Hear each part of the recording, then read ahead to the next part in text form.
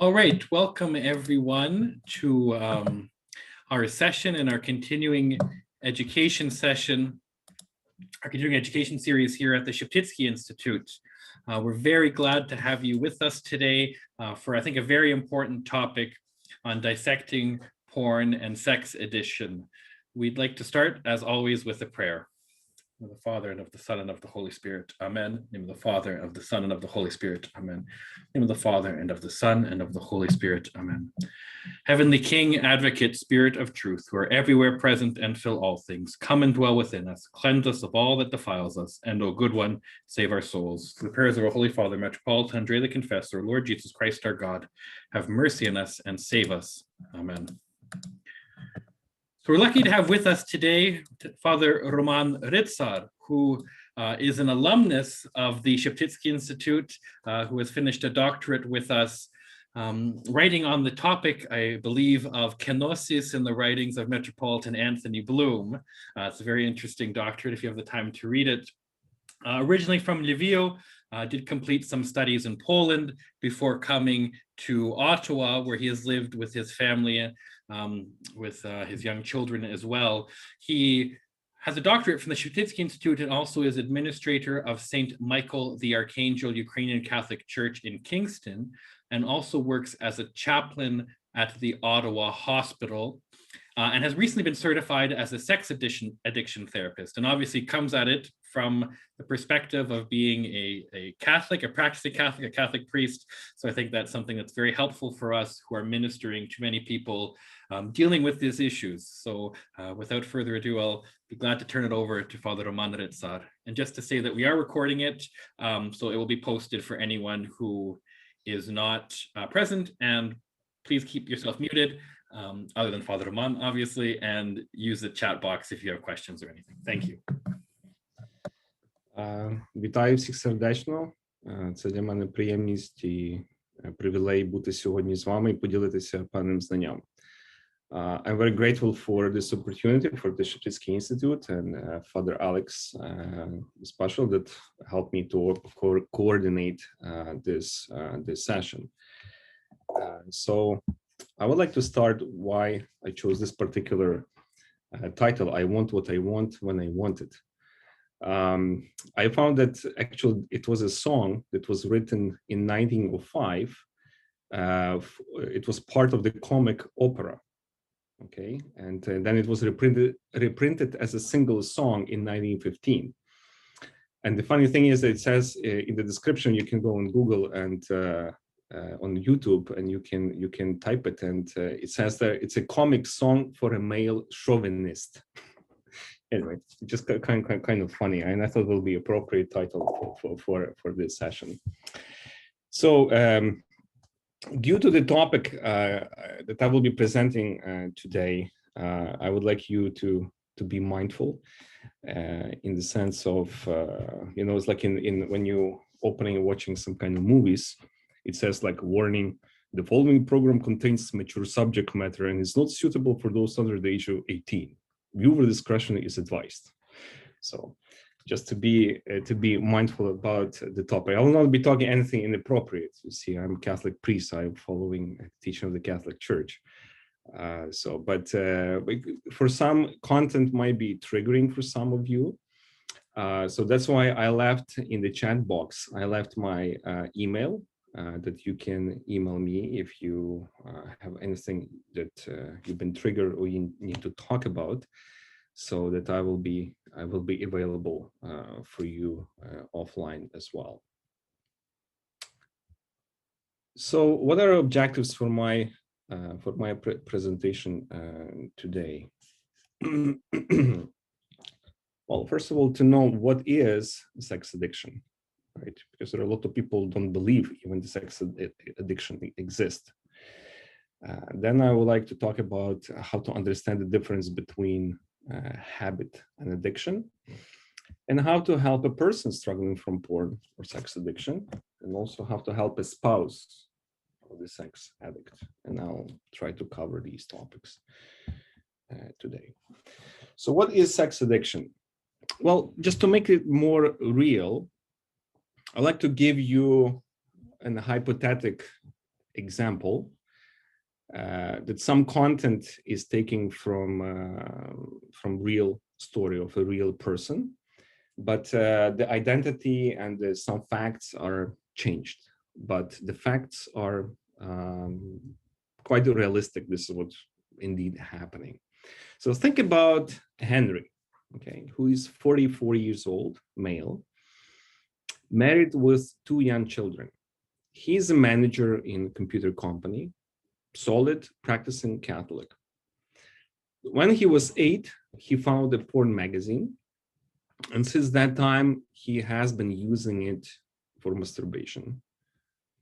When his parents gave him a computer for his school, he has been using it at night to watch porn and doing this every night. When he got married, for 2 years, things been going fine. But then he returned to his habit. Then he proceeded with massage parlors and escort, especially when he was traveling for business. His wife caught him by checking messages on his phone. He denied, said it was nothing, but then he admitted that he was having affairs for the past few years. She said that she's going to divorce him unless he undergoes treatment. Let's start with etymology. So what the word addict means? It means to devote, to sacrifice, sell out, to attach, to become enslaved. So very often when we think about the word addict, we mean someone who's been enslaved. But I want you to keep in mind that especially 2 first descriptions, to devote and to sacrifice, because these 2 descriptions will help us in the presentation later on. Okay. So what is addiction? Well, it's characterized as brain disorder. And there are 3 important components in order to call addiction. Okay. So the criteria for the diagnosis of addiction are similar to those in the case of abuse, for example, like alcohol or gambling or compulsive eating, etc. So like an alcoholic unable to stop drinking, sexual addicts are unable to stop their self-destructive sexual behavior. So they become like totally powerless over their behavior.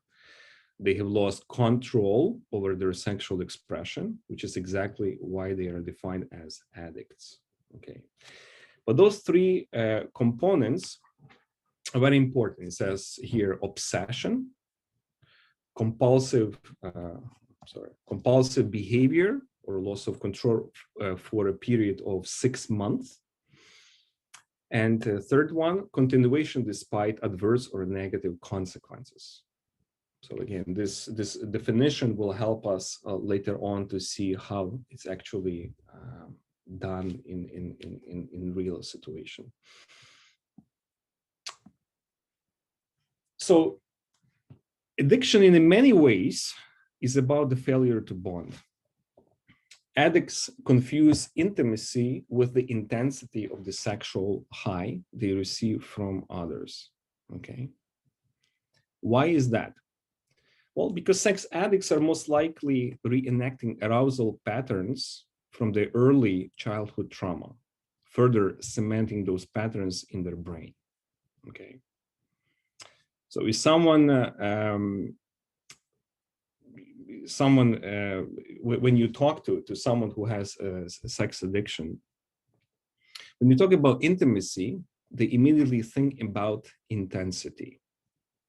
So the only way how they experience any intimacy is only by having sexual contact. It could be spouse, could be someone else, but this is the only expression they would understand. And we understand now that this is coming from trauma, from experience that happened in the early stages of life especially. It says here, sex addiction is an attachment disorder. So sex addicts often can tolerate closeness for several reasons. Their nervous systems aren't used to it. They don't feel entitled to it because of shame, or it feels too dangerously vulnerable. As it says, even in the word intimacy, it comes, like in English language, it actually means like into me see. So what it means that if I'm intimate with someone, I am allowing another person to see me, to see my eyes, to see my soul, that I'm not hiding. To make connection with Adam and Eve, when they sinned and the shame kicked in their lives, they've been hiding, right? They've been hiding. They didn't want to see God because shame was paralyzing them, right? So they stopped to be intimate with God. So very often when the person is struggling with sex addiction, cannot be intimate with another person. So it's just kind of hiding and blocking their behavior or part of their life from spouse, let's say. I will show you some stats. I found them on the internet. Unfortunately, they're not from Canada, this from US, but I think this will be pretty relative also to our situation as well. Just think about this. A third of internet downloads in the US are related to porn. About 25% of internet search queries, or 68 million searches a day, are porn searches. 9% of pornography users have tried unsuccessfully to stop using porn. And almost half of American families said porn use was a problem in their homes. This one is a scary one. It says here that 90% of children ages from 8 to 16 have viewed porn. And the largest consumers of pornography are between 12 and to 17 years old boys. Porn sites comprise 12% of the internet. Right? We might say, well, if everybody are doing that, so it's like, what is wrong with it, right? But think of all teenagers who smoke cigarettes and have lung cancer. Would be also that considered as something normal because everybody are doing that? But this is the disease that a lot of families experiencing. And when I was interviewed for a Polish magazine, and the question was, when you're supposed to talk, when you need to talk to a child about porn, or what to do when the parent catches the child watching porn, right? It can happen in our families as well. And my response that I gave, I said, well, first of all, do not panic. It's a funny thing, even if you go on Google, you put in Google search how to talk to children or teenagers about porn, you will have a lot of results about that, because this is not something uncommon. It's happening. And also I said, well, if your child has unrestricted access to the internet, well, you need to have this conversation like right away, because chances are very high that your child, not even necessarily seeking himself or herself, but just kind of even different ads or pop-ups, whatever it might cause, that the person we just kind of click and start watching and starting growing the habit.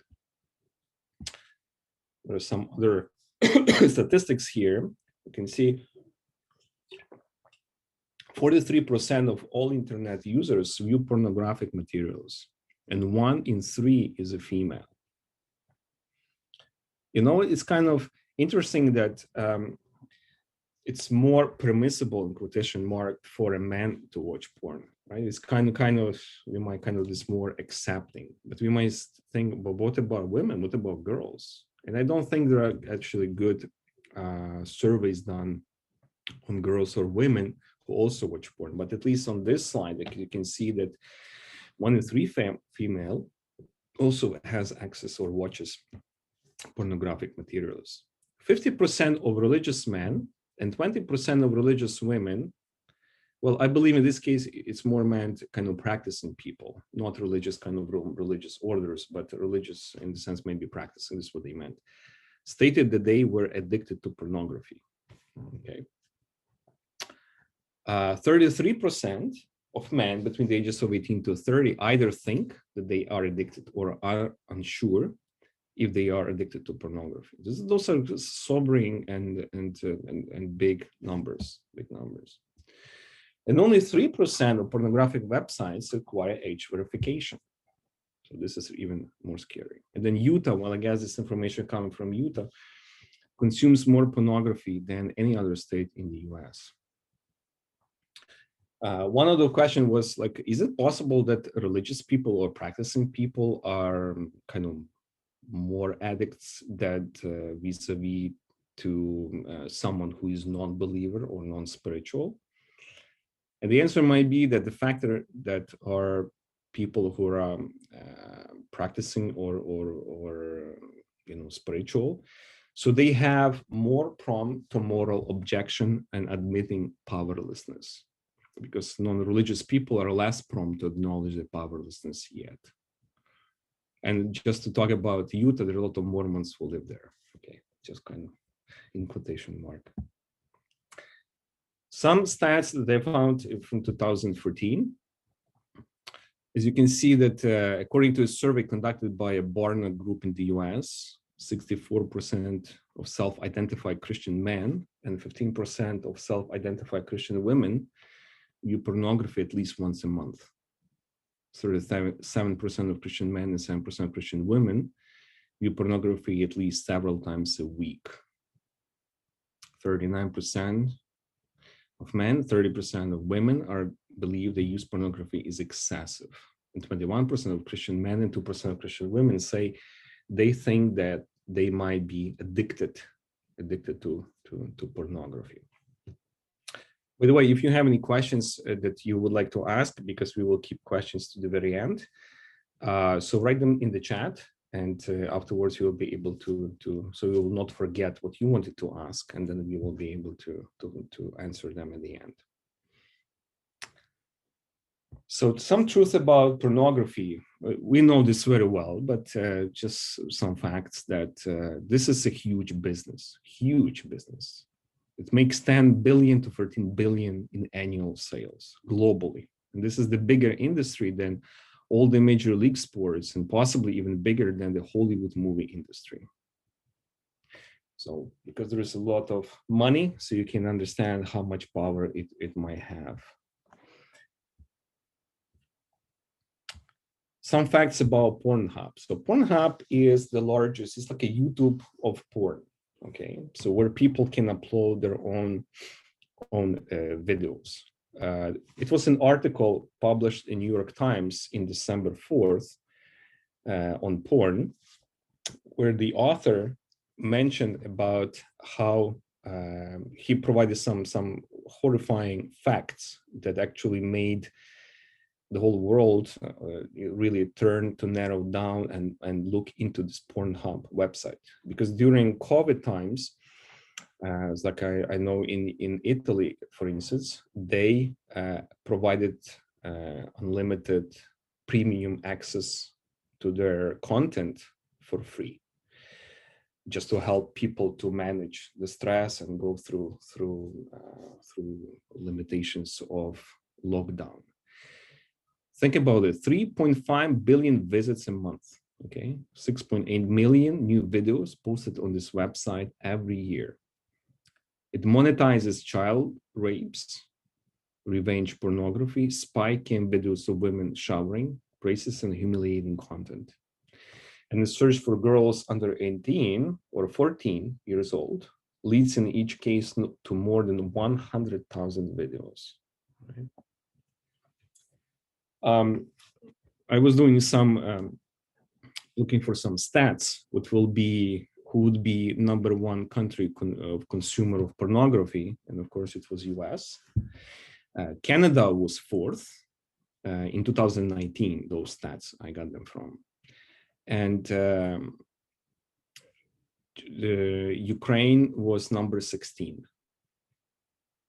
So it still goes in like in 20s countries of the world that use the Pornhub. So there are over 42 billion visits to this website from all over the world. 115 million users access it every day. And actually their main headquarters is located in Montreal. And almost 5 million visits per hour. So our presentation will be probably over an hour. So it will be 5 million clicks someone made to their website. So in my opinion, this is a huge number of people who are using it, right? And so it means that sooner or later they become addicts. We'll have a serious problem with that. So what is different between kind of what we see digital versus real? When you're using porn, well, so this one happening, right? You're doing this alone. You entering in voyeuristic behavior, right? Because you're watching someone else doing something without this other person consent or knowledge. You have multiple tabs, right? So you have a lot to choose from, kind of click from one to another, okay? Then you have searching. You have access, as you could see from some facts from that article, that the searching, you have all kind of genres, all kind of ideas that you cannot even imagine. And the access and the amount of the information or whatever, what the person might watch this just during an hour, it has access to something that many generations of people, like a long time ago, they wouldn't be able to see this in their whole life, like many generations, okay? What it does, it has this constant novelty, because you see, our brain is, in the sense, is it's a very simple organ, at the same time is extremely complicated. And one of the things that I will talk more about, like neural pathways and how this kind of chemically, what's happening in the brain a little bit later. But for now, I just want to stress this importance of novelty, because we are constantly looking for something new. This is the reason why, for instance, we're browsing on like a Facebook or whatever, that we are constantly refreshing what new information appeared, like what would happen, if I miss some kind of, FOMO, even this famous kind of unofficial name for disease, fear of missing out, right? So that I need to know what's happening, because if I miss something, I might not know, right? And this constant refreshing, what it does to your brain, to our brain, is releasing this dopamine. Okay, I'm important. Someone wants to hear me. Someone is interested in me, right? And I'm seeking that, and I'm constantly known. So when we move to in searching porn, you have this constant novelty there all the time, like a lot, okay?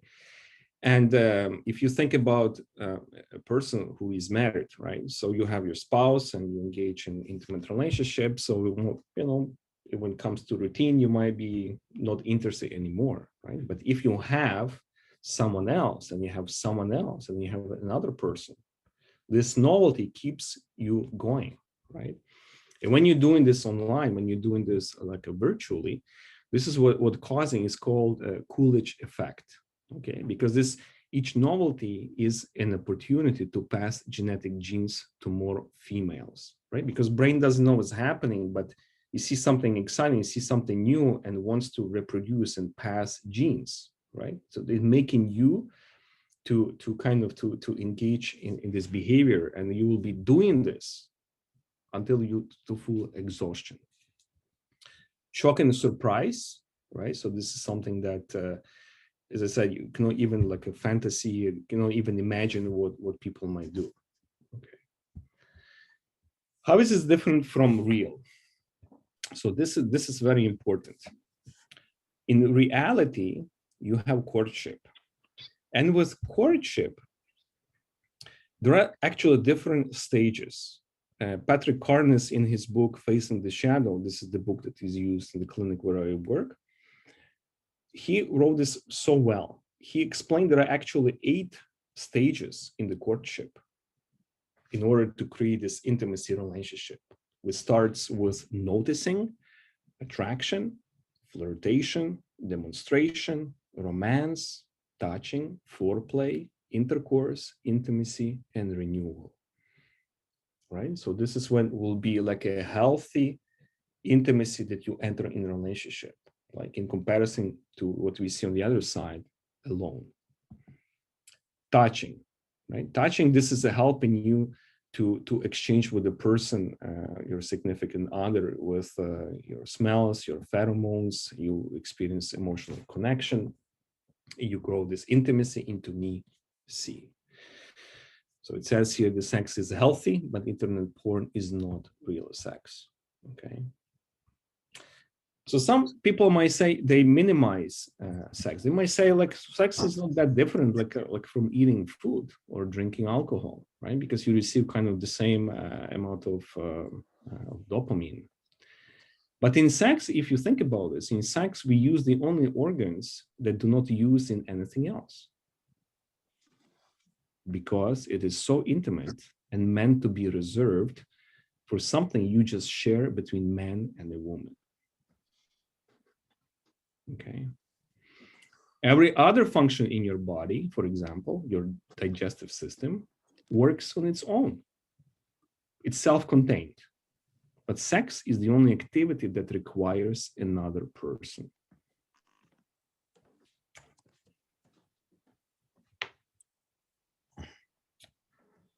Another contrast I want to present to you to see how addictive and healthy sexuality are different. Okay.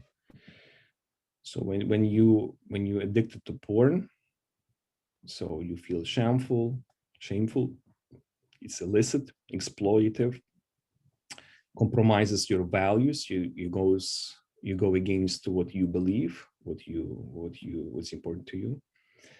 Draws on fear for excitement, reenacts childhood abuse, disconnects from oneself, is self-destructive and dangerous, serves to medicate pain, is dishonest or requires a double life, and becomes routine and joyless, suffocating, demanding, and clinging, which would be the healthy sexuality. It fosters positive self-worth, has no victims, operates within value system, uses intimacy for excitement, fosters sense of self, relies on safety, is mutual, consensual, and equal, originates in integrity, is spontaneous, fun, and playful, is respectful of boundaries and accepting and intimate. So this quote I took from Dr. Alexandra Katehakis in her very good book. It's called Erotic Intelligence. So this is good to see the difference between unhealthy and healthy. So now we go a little bit deeper. What is pushing person to seek pornography or to engage in this kind of addictive behavior? We came out with this acronym. It's called HALT, which stands for hungry, angry, lonely, and tired. It's interesting in my work with those people who are struggling from sex addiction. When we present this acronym, it's like an eye-opening, because their behavior, what they're entering in, very often they don't know where this is coming from. They think it's coming from like a 0 to 100, like immediately, right? And in order to help them to dissect and to see what is pushing them to do, this acronym actually provides this good description. So hungry, it's not just about hunger like of food, right? Hunger for food, but it's also spiritual food. I might be hungry spiritual. I have some kind of need that I have a longing inside of me, and I feel hungry. So I have a void that I need to fill this void. If I take food, I feel good, right? If I take a spiritual food, right, it also can make me feel good, it's fulfilling. Angry. I will show you another slide about that in a moment. But angry, this is a very important emotion that quite often people are not in touch with it. So I might be angry, but I might not be aware that I am angry. I cannot name what I'm feeling right now. It's very often when you ask my clients, how do they feel? They cannot say the way how they feel. If you don't know how you feel, it means that something else might take control of yourself that you're not aware of. And anger, very often it might be at someone else, might be angry at spouse, or might be angry at work, or angry at God, right? And all this anger is pushing person to deal with anger, because I cannot be in this intense emotion for a long period of time. Lonely. No, this is the big one, right? If we say what is the cost number one for people to spend time in searching porn and engaging in inappropriate or unhealthy sexual relationship, it will be loneliness. There's a big difference. I sometimes need to explain my clients, how do you see the difference between being lonely and being alone? And very often they have difficulty to see the difference. But there's a huge difference, because being alone, it's a healthy, normal state. Very often we might be alone.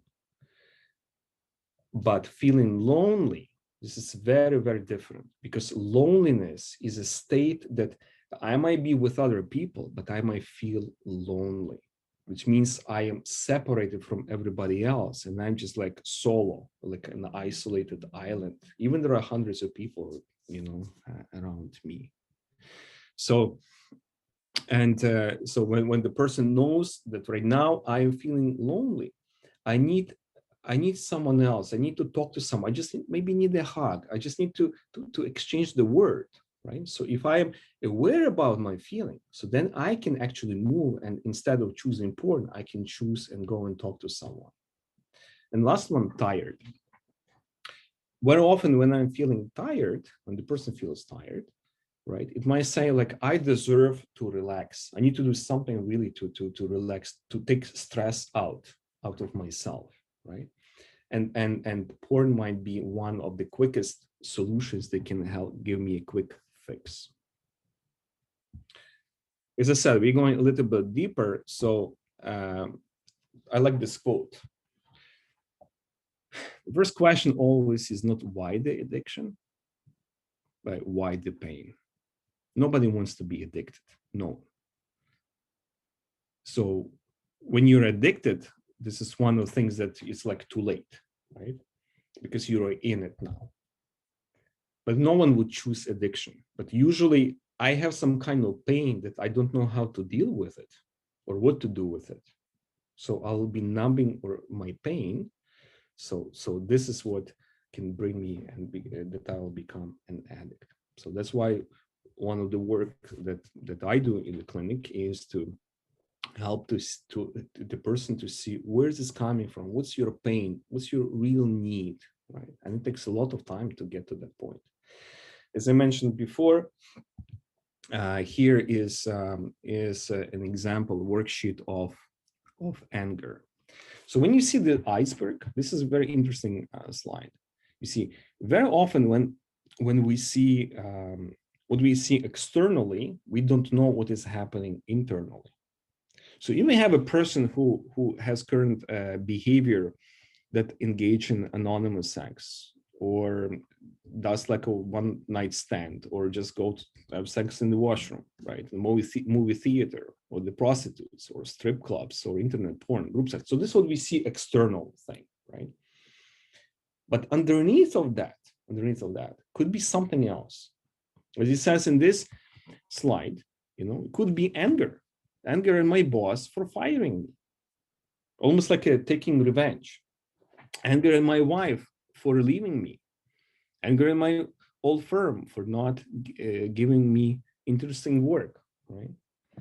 Or might be some even deeper reason and root of the problem. It's usually happening like in the early stages of life. Anger at babysitter who sexually abused me, right? Anger at my mom for not spending enough time with me. Anger at my parents for divorcing.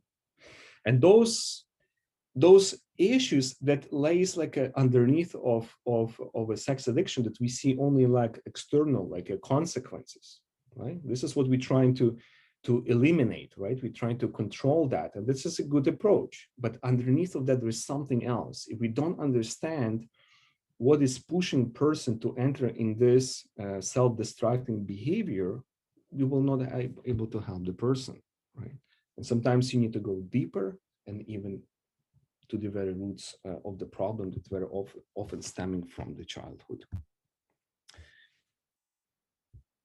So as I said, now I would like you to explain to you how this addictive, what makes sex addict, how this addictive cycle works.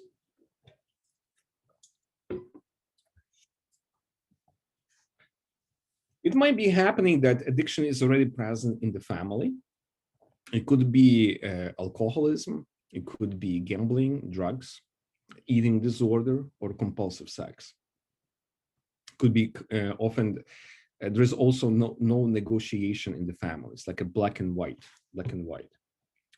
And what it does to the child learns how to split reality, to accept some and deny problems. They become used to distortion and became comfortable with it. And then you may have a child, you may know the child is coming from troublesome family. You may ask, how was your life? When they afterwards in the therapy, they might say, oh, my life was not that bad. It didn't hurt me much. So this is what's called compartmentalization.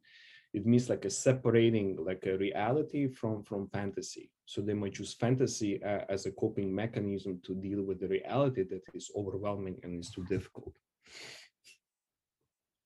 Could be also coming from authoritarian or family. Could be overachievers and underachievers. But authoritarian could be example, like for instance, like doctors, attorneys. Okay, it's like people of like judges. Could be also clergy.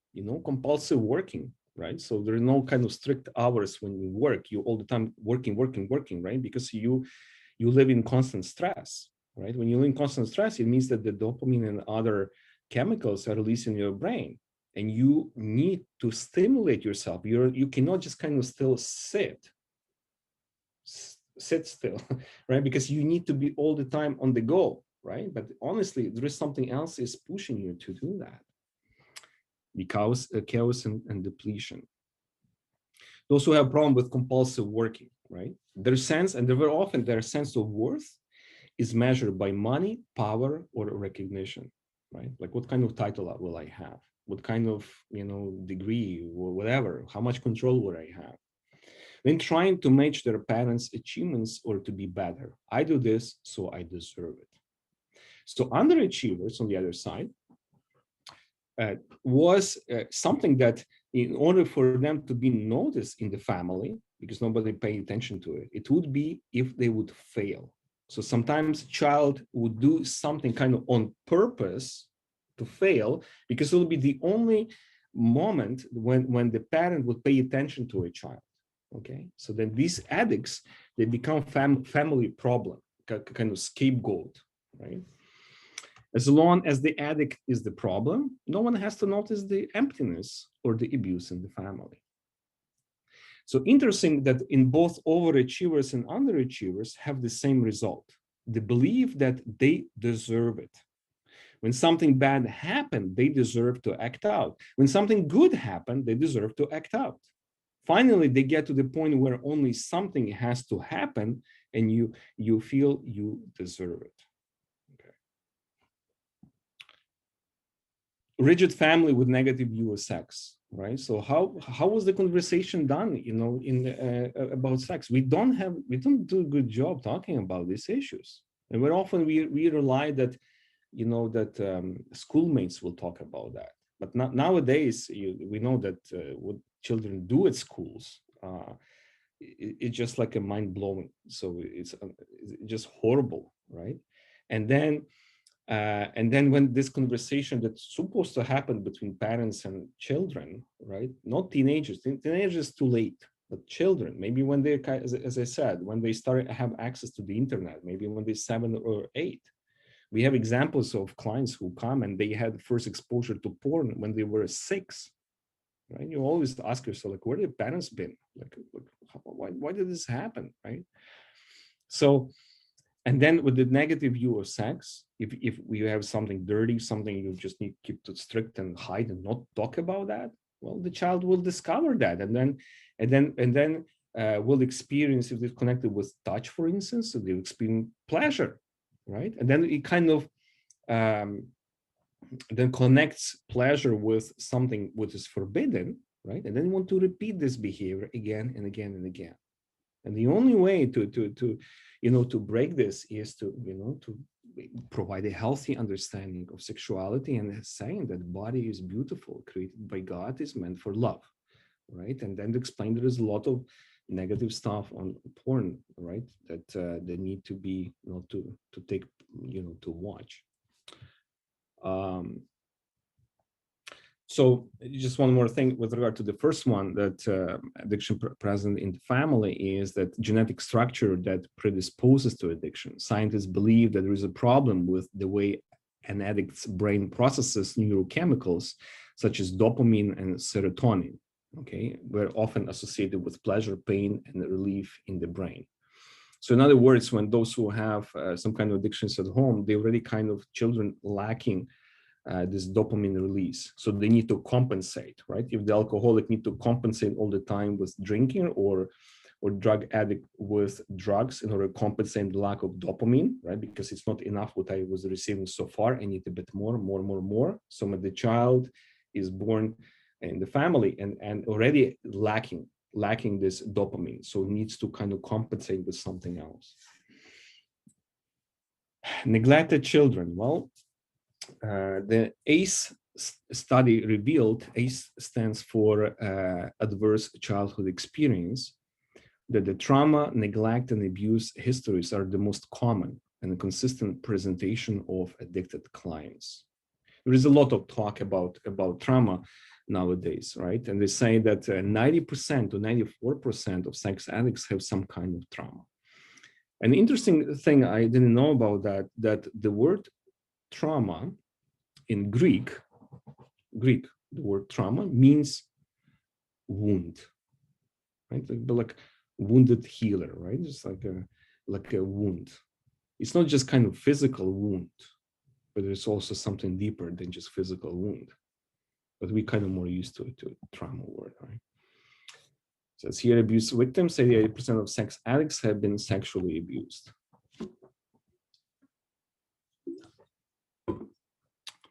Now I'm going a little bit even deeper.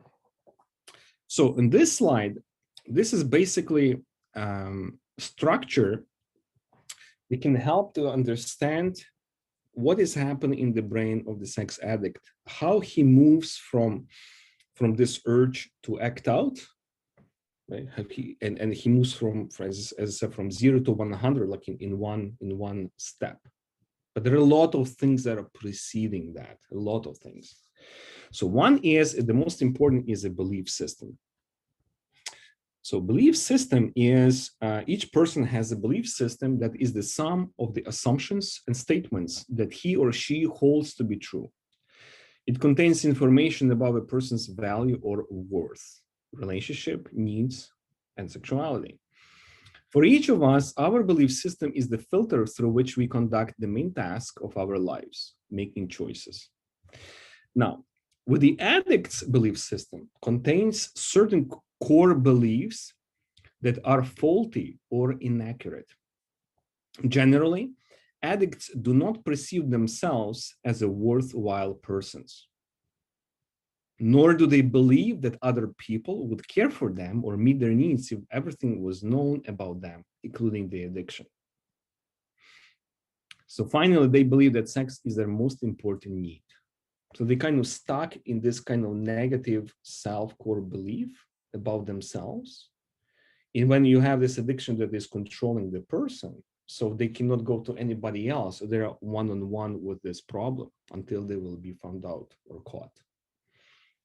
So usually what they would say to themselves, I'm a bad, unworthy person, right? If we're going back to this example that I said in the beginning about Henry, right? So he would consider himself, I am bad, unworthy person, right? No one loves me. No one loves me, right? Money is never going to be met if I have to depend on others, right? So you remember, he's married, he has children, so he might say that his only way of intimacy with his wife is through sexual relationship. If his wife doesn't want to have sex, so he feels like nobody loves me, right? I'm alone, so I need to go and kind of, I deserve that, right? The sex, my most important need, and I need to take things in my own hands, literally. So then what it does, it moves to impaired thinking. So out of the belief system come distorted views of reality, right? Because it's like creating dissociation in one sense, like a fantasy, okay? So denial leads the list of ways that addicts distort reality. They would say, or for instance, if they're watching porn, they say like, oh, it's just virtual. It's not real, right? Like what I see, this is on the screen. This is not kind of real people, right?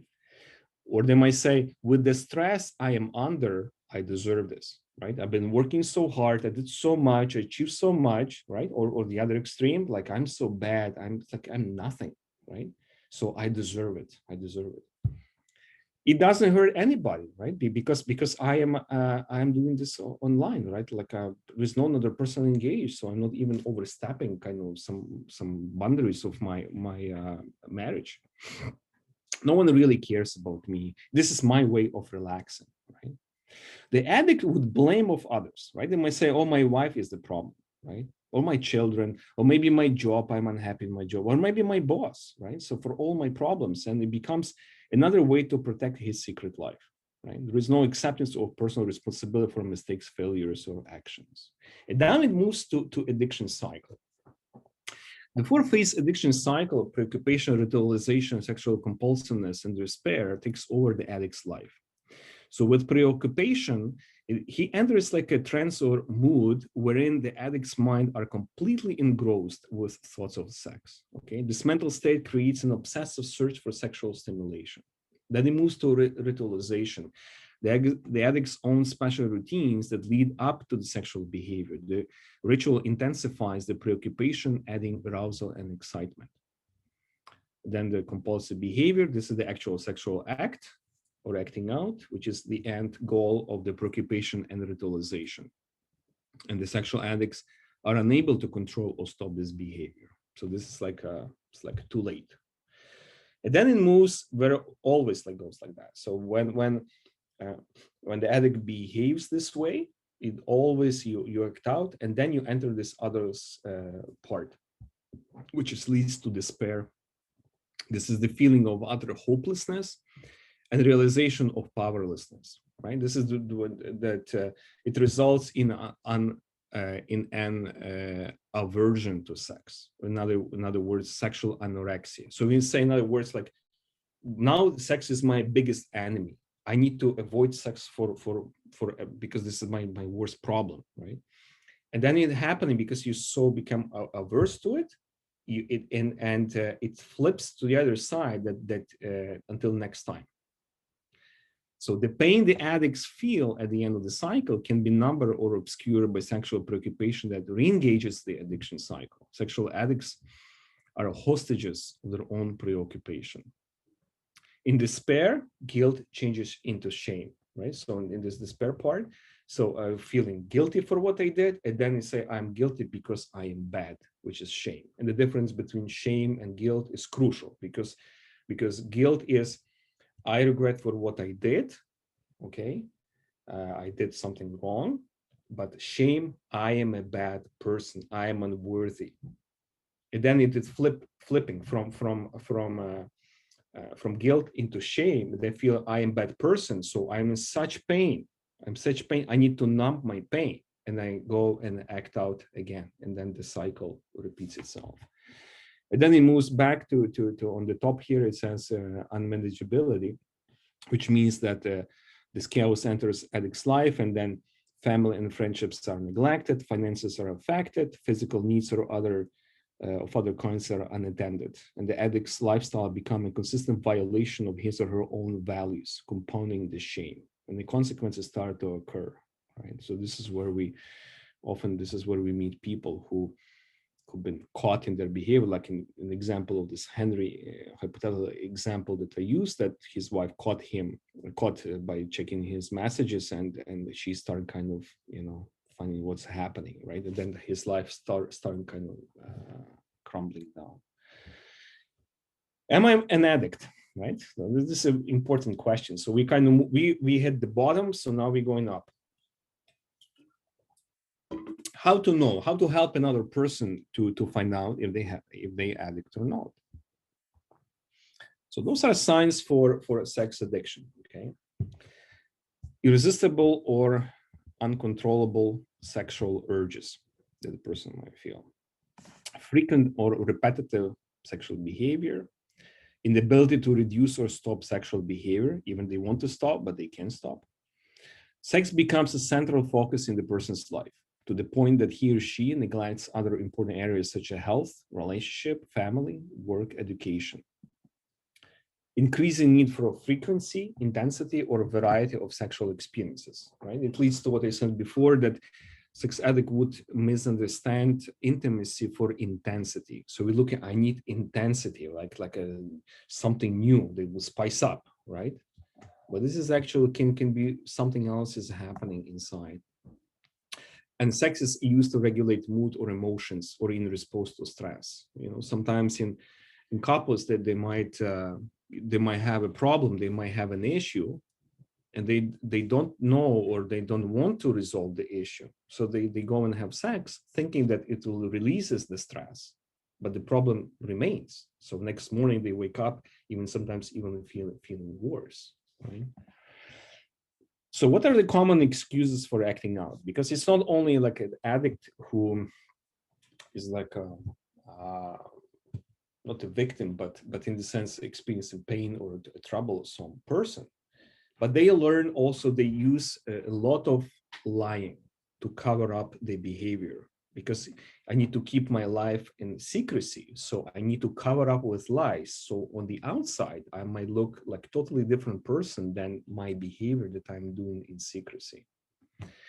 So one of the common excuses are deprivation. So I might say, my spouse is not sexually responsive, okay? Or my partner does not understand me. I have extra pressure at work. My situation is different. This is quite often uniqueness, my situation is different. I have a sexual urges that I need some more sex, and my wife doesn't give me, so I just need to do it on my own.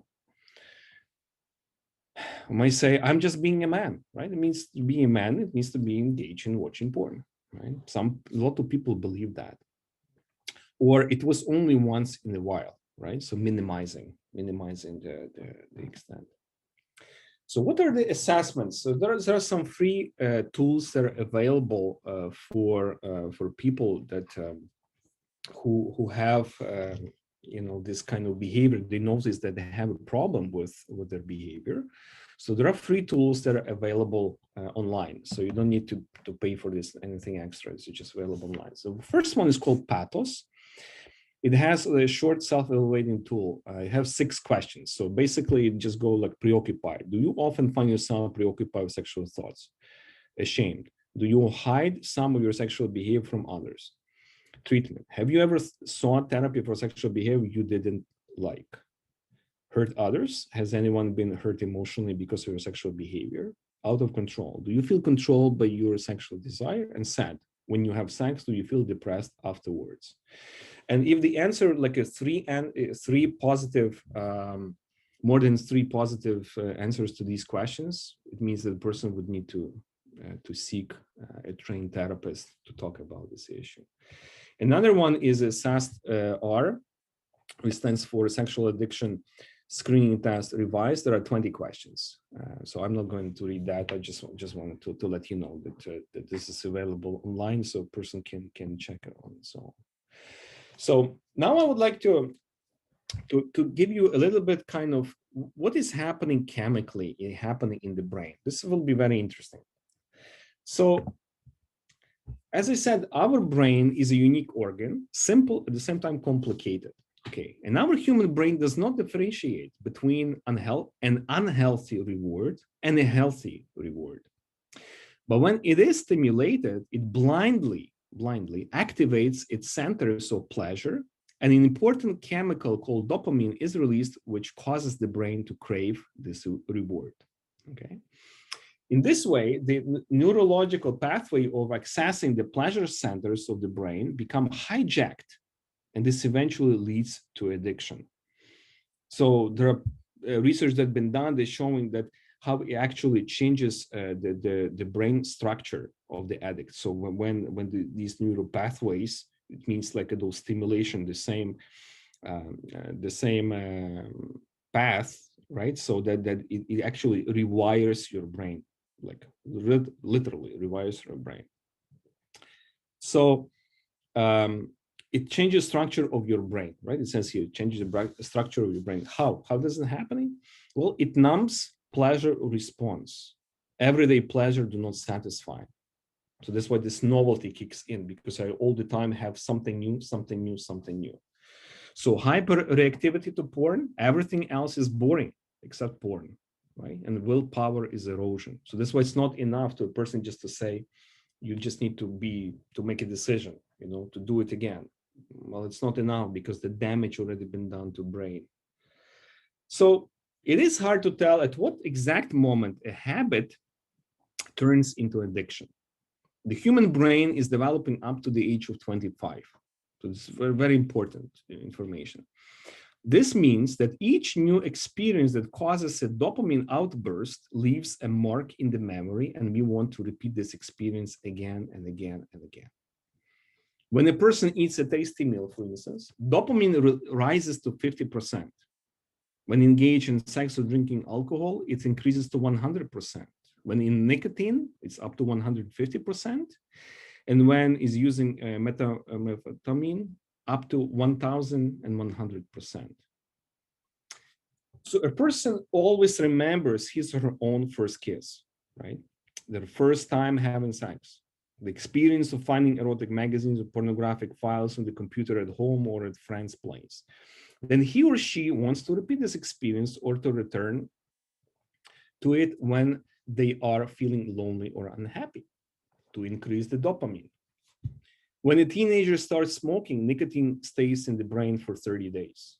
Right? When this behavior is repeated, it can lead to addiction. So the same mechanism works when we learn a foreign language, now to use another example, or play a musical instrument. Stimulating the brain by repeating the same behavior produces memory. It is the same with pornography. If I used to escape pain or to relax, and I feel relieved after watching pornography and masturbation in moments of emotional stress, whether positive or negative, I will look an opportunity to repeat it. Eventually, it turns from a habit to addiction. So what are the effects of porn addiction? It's kind of obvious. It's a divorce, loneliness, and depletion of dopamine receptors, and erectile dysfunction. So let me say a few words before I move to my last section about this erectile dysfunction. Honestly, I have no idea about that until I started working with young adults who tell me, who in their 30s, they cannot, I hate this expression, they cannot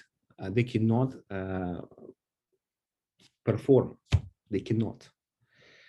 So they try to engage in intimate relationship with their spouses, but they cannot get erection. And physically, they might be healthy. There is nothing wrong. They even go to the medical doctor, they check. They see that nothing is wrong with you.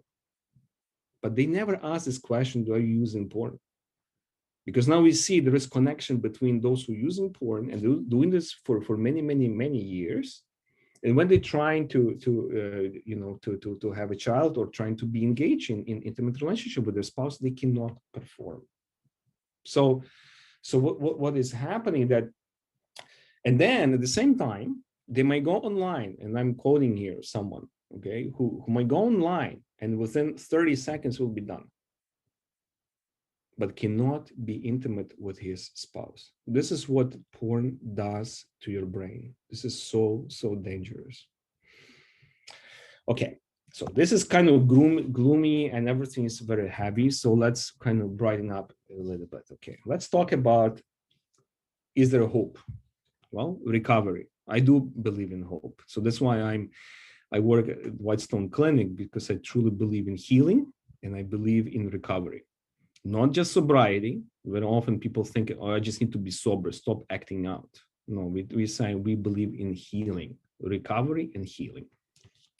The first step is the most difficult one, and this is familiar for me, people who know like a 12 steps program, right? So the first step is to acknowledge, I admit that I'm powerless over my sexual addiction, that my life has become unmanageable. You remember the cycle? So this is exactly what it means. I need to acknowledge I have a problem.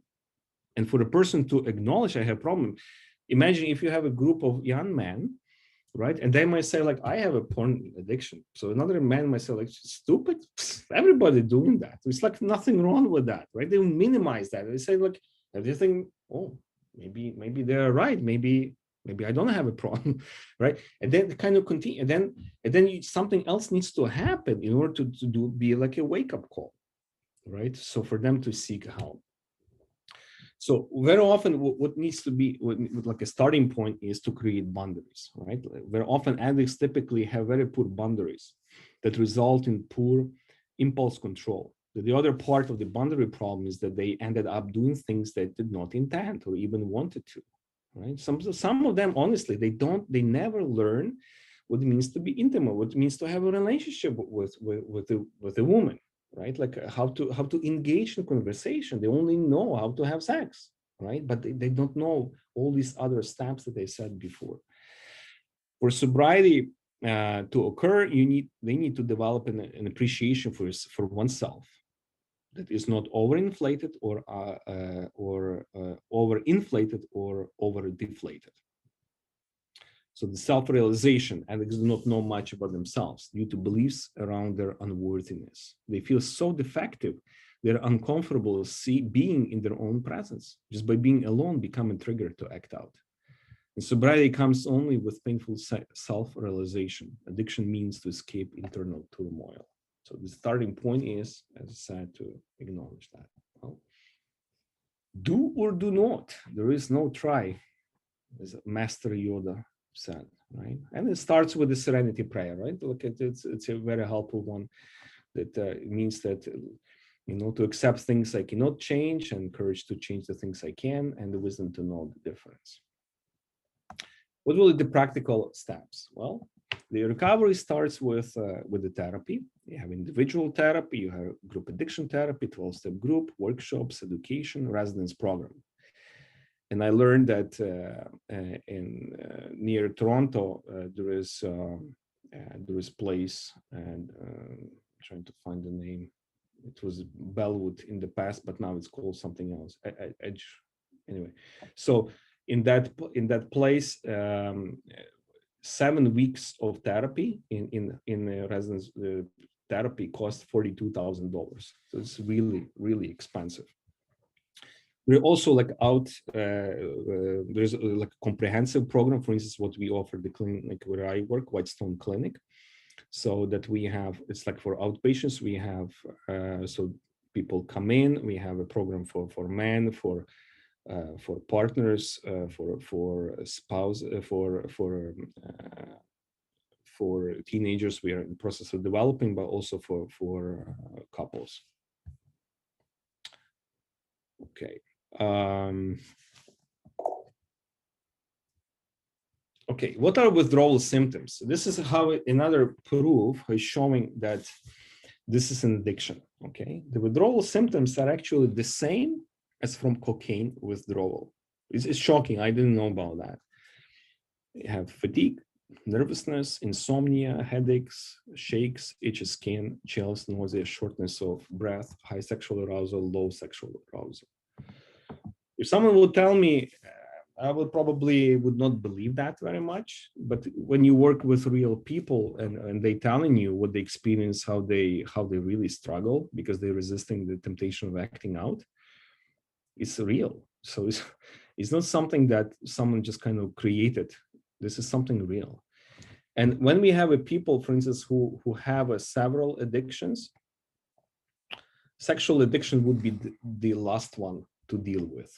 So if someone has, let's say, like alcohol or drugs, something else, eating disorder. So first they need to deal with all these other before they do with the sexual.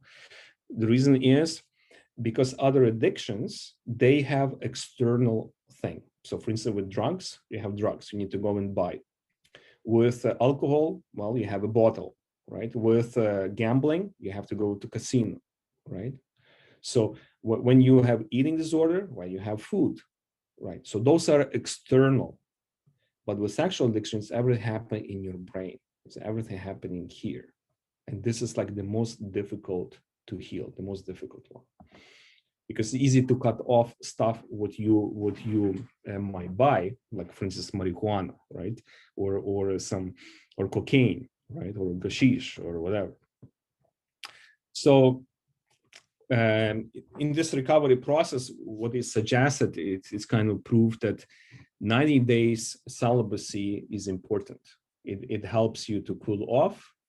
You can handle emotions, right? Because if you've been using sex or pornography to manage your emotions, so when you stop using that, right? So your emotions starting coming to the surface. So they're going through a very difficult time because all emotions on the surface, they don't know what to do with them, how to manage them, because they've been using sex as a crutch. Repressed memories start to emerge. And the opportunity becomes an opportunity to learn about healthy sexuality, right? And celibacy provides context what sobriety is. Okay, and now my last part is, it's a little bit practical one. So it'll be short one, but this is what I do when I do marriage prep. One of the questions I've been asking now, well, do you have access to cell phone of your spouse? Some couples, they look at me just like, that's a weird, why would I have access to her private kind of thing, right? Well, this is very important, because when you keep, as I said, something hidden and private, you're afraid to disclose, it might be an opportunity for some secret behavior. If they use porn, and a lot of people don't see a problem with that at all, right? And the question will be if they use this alone or they use them together, right? And one of the questions, if they say, because sometimes a couple tell me, we watch the porn together, right? And it's very difficult to say, no, you must stop doing that because church saying that, or God doesn't please that, right? It's not the argument for a lot of people, right? One of the questions what I ask them, so then what would happen, let's say if your spouse will want to watch porn alone, not inviting you to it, right? They'll be masturbating to it. And then they kind of puzzled very often, they don't know what to say to it, right? Because it creates this dangerous, as I said, like a fantasy and interest, right? So then I'm just using someone, right? Or I'm just doing this for my own self. I don't care about my spouse. It really brings harm to the relationship. Now, this is a very important part too. Because we're talking about sex addict, but what about spouse? So spouse, this is very often omitted. There are a lot of literature. If you're interested, there are a lot of good literature that talks about this very issue. Very often it says that a spouse of the sex addicts experiences the same symptoms of PTSD. Those are, it comes through discovery. They want to know details. It goes through deceit, staggered disclosure, gaslighting, body image, depression, anxiety, and isolation. So when you have a spouse, let's say the same example of that I used from the very beginning about Henry. So his wife discovered that, caught him. It's a shock, right? So he had no clue what he was engaged in. She wants to know details. Tell me everything, right? And then he's kind of cornered. He started telling her. and he tells a part, right? And he thinks like, I don't need to tell the whole thing, right? So then afterwards might happen another disclosure. This is what we call staggered disclosure. Staggered disclosure is like a death with 1,000 cuts for a woman, because every single time the disclosure is taking place on top of the previous disclosure, it's like reenacting the trauma that this poor woman experienced by the first time. So that's why at the clinic, for instance, we offering, it's called therapeutic disclosure. Therapeutic disclosure is a very different process, a long process, which both our addict and spouse are in simultaneous kind of preparation when they meet at one point, and with together with two therapists, then the addict, he reads the disclosure with all the details. Then 2 weeks later, then the partner, the spouse, writes like an impact statement, and then they move on later on with in the process of kind of creating what will be new boundaries, will be new rules that we need to establish in order to survive or to be together, right? Of course, the seed, right? So she feels like light for the whole life, right? So gaslighting. So this is another big issue. So he kind of making her feel she's like stupid, whatever, right? So she, because he want to hide his behavior. It does a huge damage to a woman's body image, of her self-acceptance. In general, very often women have difficulty to accept their own body.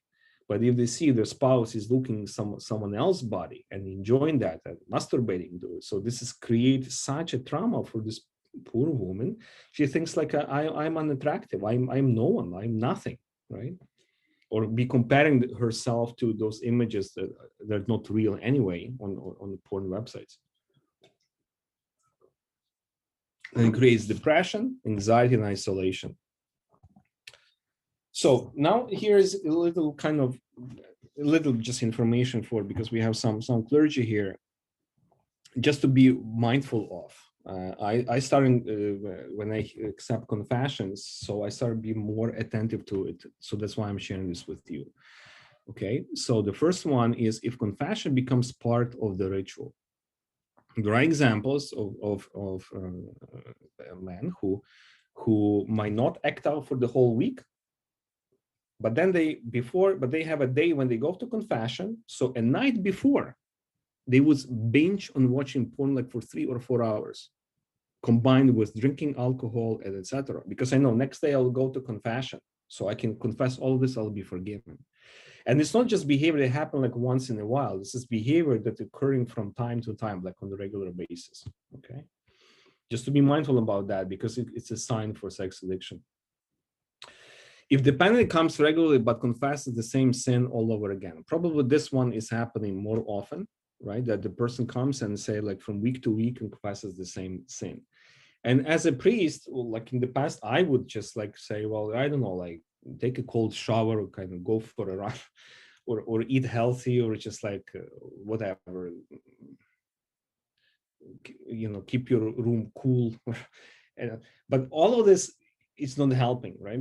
Because then after 2-3 days, the same thing occurring again, right? Because there is something, as I said, when we're talking about addiction, the willpower is diminished extremely. You cannot just say, or just need to try more. It doesn't work, because as I said, there is a damage done to brain. You need therapy. So that's why it moves to a very different place. So that's why the sacraments, which I believe are healing tools that Jesus gave to us, and there are the best tools to deal. In this case, you need to be mindful that it might not be something that will fix the problem, if you wish. Sometimes even could be part of the problem, as I said in the first example, just to be mindful about that. Okay, what not to ask in confessional. So this is, I grew up, I had a Jesuit influence on me, and I learned this from my Jesuit friend who taught me how to listen in confession. Do not ask many details of the sin. Unless we want to be so eager, we just need to know everything, right? So don't need to know many details. By the way, this is not just for a clergy here, but this is also for lay people. When you go to confession, when you confess your sins and you find that the priest is asking too many details, it's okay for you. And even you have to say, I don't want to tell, or I don't feel comfortable telling all the details. You don't need to, okay? So, and then if the penitent tells too many details, we call this, it's like a spiritual exhibitionism, the person just kind of need to disclose everything. No. Because by talking about this, it's actually reliving the image again, right? And then what it does, it's thinking, oh, maybe Father enjoying listening to it. It could be all kinds of stories. So we need to be really keep in mind that, okay? If the penitent tells too many details, stop. This is at least what I use. What is okay to ask, okay? How often does it happen, right? How often is your acting out happening? It's okay to ask, right? What is too much? They might say like, oh, not that much, right? What is not too much, right? So when masturbation is confessed, you ask, do it alone, or you alone, or by watching porn, right? Because it fuses one thing with another thing. If you're doing this with another person, it's very important to know if you engage in some kind of extramarital relationship, you need to know if this other person is married or not, because it brings another layer of problem. We experience compulsive behavior in other areas as well, like alcohol or food. And very often, as I said, it connects one thing, or food or alcohol might be a door, might be a door for acting out. So just be mindful about that.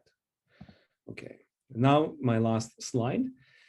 How to help a partner of the addict, right? Because it doesn't need to be a priest. It could be anyone who who's have a struggle, okay? So first of all, this is very important. First of all, to say it's not your fault or responsibility that your husband been acting out. This is very important because, as I said, women might think, using this classical example, if the sex addict is a man and the spouse is a woman, so she might feel responsibility for her husband acting out. Maybe she not engaged that often as he wants in sexual relationships. So this is like she started blaming herself. It's very important to clarify to this woman, it's not your fault or your responsibility. This is solely his responsibility, what he is doing, okay? It's not true that lack of regular sex push husband to see pleasure somewhere else. This is another like a belief she might have. To help this person to know that about gaslighting. Gaslighting is the process of turning an accusation around on the accuser. Okay. Normalize their fear, anger, and disappointment. Right. So she might feel confused, feel like my life now is like everything hanging in the air. Right. So it's very important that her fear, anger, and disappointment are normal emotions she's experienced, and she's supposed to experience that, and she needs help. Help to set her boundaries, right? So something that as an example here, to avoid having sex, for instance, until he enters in therapy, she's feeling safe with him. Check for STD, sexual transmitted diseases. So this could be another if he's sleeping around, massage parlors, etc. So it might be engaged, it might bring some disease to her. Get professional help. As I said, there is also a program for spouses, and so she receives help as well. Because it's like, if you think about her, so she became like passenger in the car accident, right? So she was not in driver's seat, but she's a passenger, and now she's in this situation. She needs help and attendance as well. And most importantly, don't tell what to do, okay? But rather contain her pain. She's like a passenger in the car accident. And last slide, addiction is done in isolation, but recovery is done in community. So that's why when we're breaking the secrecy, when we're breaking this isolation, we can provide help to the person and can bring to the light. That's all for me. So much, Father Roman. That was a really great talk. I'm sure a lot of us have encountered different events where we've encountered people who are struggling with these issues. I know on the tribunal, certainly we see the damage this does in young people's marriages. And I'm sure many of the clergy here have encountered these things. We have certainly one question has come in already, and maybe there'll be others that will come in from Father Bogdan from St. Catherine's. Could you share a success story as a therapist? Yes, I do. And actually, we have a counselor who works in our clinic. He's public about that. So I'm not saying anything that is confidential, that he's a recovered sex addict. I will not go into details of his life, but I can tell you that he went through the program. It took him maybe like over 3 years, if not 5 years. But he is sober and he's in a relationship, and he works in helping other men who going through the beginning of the journey.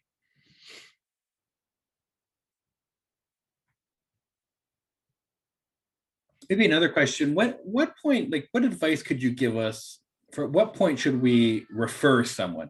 You know what I mean? At what point do we need to say, hey, I'm not equipped to deal with this. You need to go here, whether to your institute or South Down or whatever, where's that line? Do you have any thoughts on that for us? So as I said, this is tricky how to know the difference between habit and compulsive behavior, right? But there are 3 elements, as I said in the beginning, right? It's like obsession, someone is preoccupied. So if, for instance, we are privileged as clergy that when people come to confession, we are in one of the most intimate situation in confessional, right? So when we're hearing someone's confession, so this is a very privileged spot. It's a sacred spot because a person discloses stuff that would not disclose anywhere else. And we can do a very good job, or we can screw up the person will stop believing in God or being a member of the church, right? And be very careful. And when we have a matter, as I mentioned, so there are 3 these elements. Like if someone is preoccupied, if it comes to confession regularly, confesses the same sin again and again, right? Compulsive behavior. So it's been happening like for the proximity of 6 months, right? They happen on the regular basis. And then the last one, even that the consequences were negative. So for instance, someone stayed overnight, like for hours watching porn and then couldn't wake up in the morning to go to work, right? So there are consequences for the behavior, or wife found out and now everything is falling apart, or children are unattended or just neglected because he went and acted out. So when we hear something like that, those are signs there's something else is going on. They need to get professional help. Question from Father Michael Lazar. Does female sex addiction follow a similar pattern? This is a very good question. It's difficult to answer because there are female sex addicts, but there are less surveys done on that. Maybe through the nature of kind of women's kind of more hide this part of themselves. With men, it's kind of maybe it's easier, but there are also female sex addicts as well. Also, we have more common, again, it's not just kind of limited to it, but more common, there are love addiction. So it's more with a romantic part of this process of courtship, right? So they're kind of stuck on this romantic part, and with this part, they just they want to re-experience to be in love, to falling in love. Just that experience, not commitment to love, but just first part of it, right? But there are also sex addicts as well. Okay, Father Richard Sue asked, can you explain do not tell what to do? Yeah, well, it's a tricky to give to tell what the person needs to do, right? We can only kind of maybe point out the direction, but the ultimate person is the one who's making choices what to do. Because if we give an advice, not knowing the whole context, and we push someone in one direction, as I said, as a clergy, we are in a privileged state. right? That people listen to us, and we still, those who come to us, they still listen to us. If we tell the person well, this is what you need to do, we might make a mistake, and then who will take consequences about that? The only way it's just like proposing, or kind of, what do you think about this? Like, what will be the best? You know, who else can help you? Kind of give. We need to trust that the person can make this judgment as well. Of course, if they stuck and they don't know what to do, right? So if they need professional help, they need professional help. Father Bogdan-Chuli, I think, has a question, so maybe he wants to ask that. I guess this is kind of related, but I think we as priests deal with that. If an elderly woman who's not going to go to a therapist, you know, but she likes to confess, you know, her thoughts, her impure thoughts, and that's kind of like just one sin that she confesses, you know, on a very regular basis. How would you deal with that? So if you have an older person who has like impure thoughts, usually humor is very helpful. I had this experience, and it was like one of the best my interventions as a priest, I must confess. I said, you know what? That's a very good thing. It means you're still alive. And you still have this energy. That's a good thing. Don't be afraid of it. Don't find this as a monster, but just embrace this. Allow this to be. You don't need to act on it, right? Instead of trying to push away or to fight it or to push it, dump it, usually this monster will devour you, will come back and will eat you. But if you allow this monster to be, it's like the sexual energy, right? Like in us. Sometimes it's stronger than ourselves. We know that, right? If you're trying to fight it, it will fight you back. I don't know why this is happening, but this is the way it is. But I know one thing. If I allow this energy to be with me, it's like sitting on the branch, right? And I'm sitting on the branch with the sexual energy. If I live with it, learning how to live with it. Sometimes it's difficult. Sometimes it thinks the best of us, right? But if I learn how to live with it, it actually can inspire my life, my relationship, everything. If I take this as a friend, not as an enemy. Okay, another question from Deacon Eugene. There's a lot of stress in this pandemic. Many children are feeling isolated. How do we counsel parents to watch their children so that it doesn't take root? Well, as I said, I believe in honest conversation about that. You need to know why porn is damaging, what it does to the brain.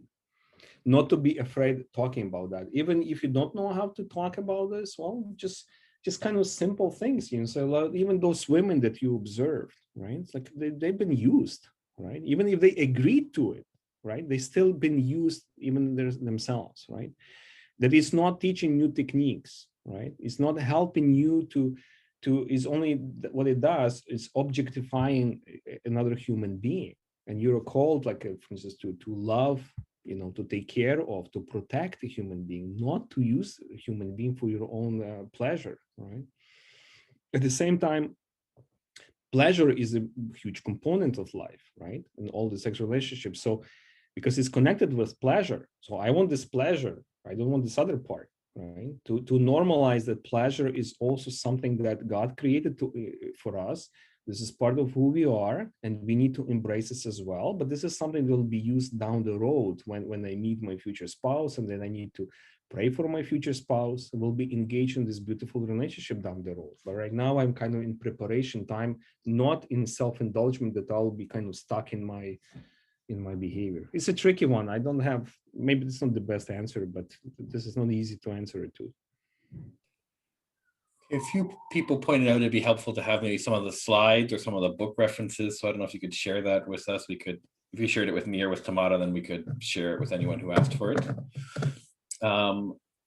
Many people thanking you too. And then another question, how to fight the culture, companies that want to keep these types of websites online, how to be vocal, what's an appropriate way to speak about this from the pulpit, the homily. You know, I was thinking, I was kind of chuckling to myself when you mentioned about females using this type of material too, because I remember being at a parish once in a 45-minute homily on this topic, and the priest said, and it's not even just men who do this, but females also do this too, you know, and it was the adoration of the Mother of God. But so maybe that wasn't a good example. Do you have any thoughts of good examples that we could do?